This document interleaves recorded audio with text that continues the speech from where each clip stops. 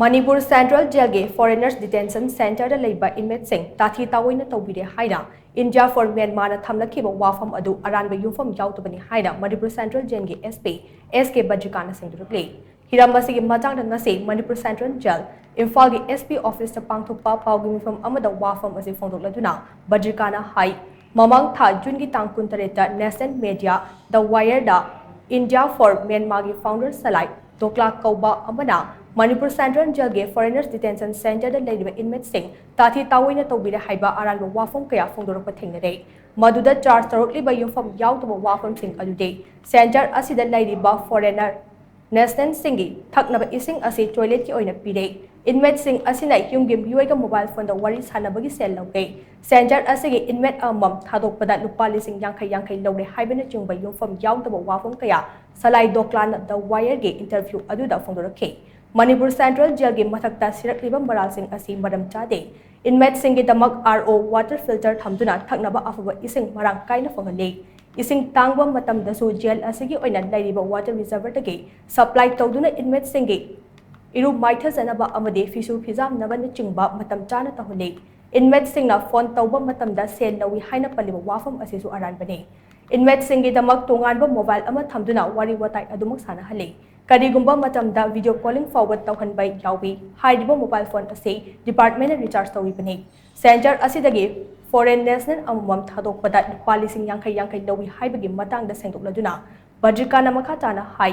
jail asigi legal aid clinic leijai karigumba matamda local prisoner singna jail asigi legal aid clinic ke mateng lawdana ahenba sel puthoklaga tonganba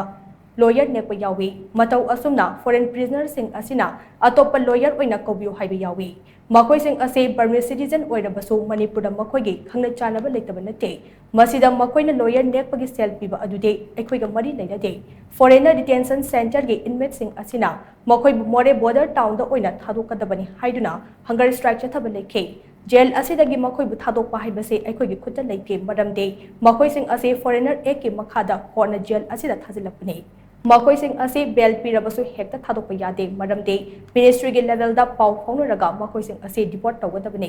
masida makoi na apam mafam da thadokadabani haina chara henbagi khongjang changsiliba ase maram chadaba amane center asida chair gas cell kapkhibagi thodok thokiba adusu center asimakta da matam kharagi oina thambaku ki frup ki miyoi singa mahaka wari sanarubada matung foreign prisoner sing asina irang horakpadagi thokibani Numit adugi thodokta foreign prisoner chamga yankai romna overpower tawbadagi mahak masama khudong thiba fibam amada takhe madu ngakthoknaba tangai fadana tear gas cell kapkhibani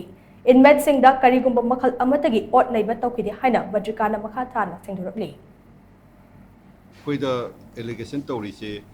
ising thangna ising toilet ke ising pi haiba gumba aduga agi moi telephone tawbada paisa lowi haiba aduga mi lokthopagi paisa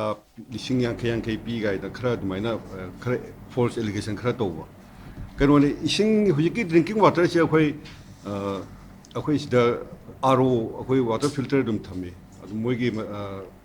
adu moina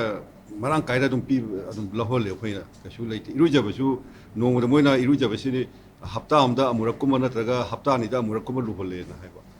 ado akhoi gi Manipur se ising tamu matam urabo da khoi isagi water supply water tanker lei ko akhoi water reservoir su sile lei adu water tanker ja khoina even akhoi porompat ki keno da phangdaga su akhoi private keno degi ising lorga dum gi adum pi ba khoina